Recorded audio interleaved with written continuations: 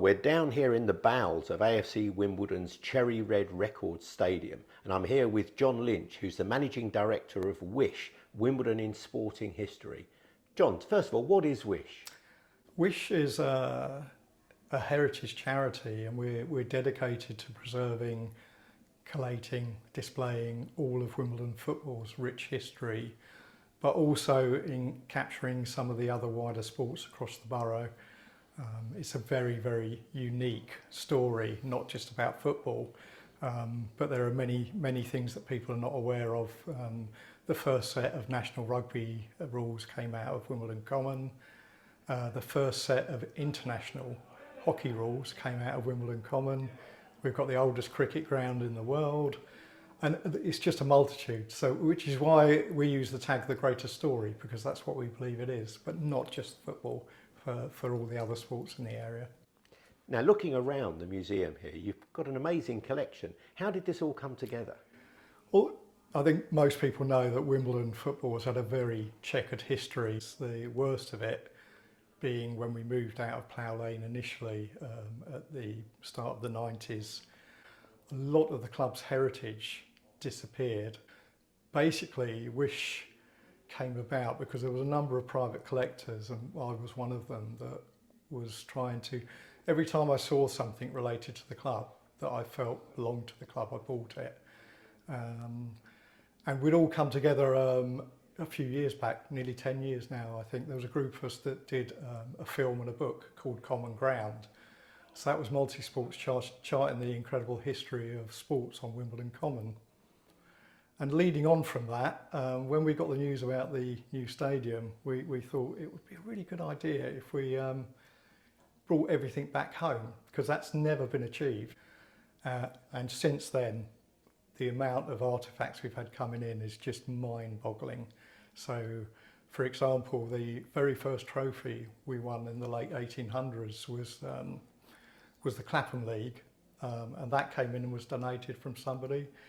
And the reserves first trophy, same period, was the Wimbledon District Football League, and Wimbledon District Football League donated it to us. So we now have, for the first time ever, 130 plus years of artefacts under one roof, which I'm kind of immensely proud of.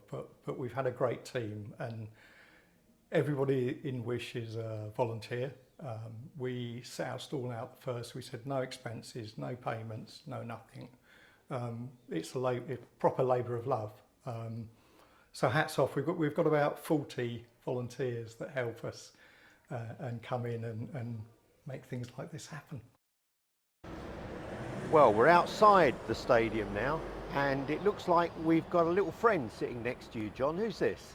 Well, this is one of the Womble family, the series that was created by Elizabeth Beresford. The idea of a Womble statue came about by a charity volunteer group called Wombles for Wimbledon. So they started a crowdfunding campaign, and people contributing. And it was a case of what do we do?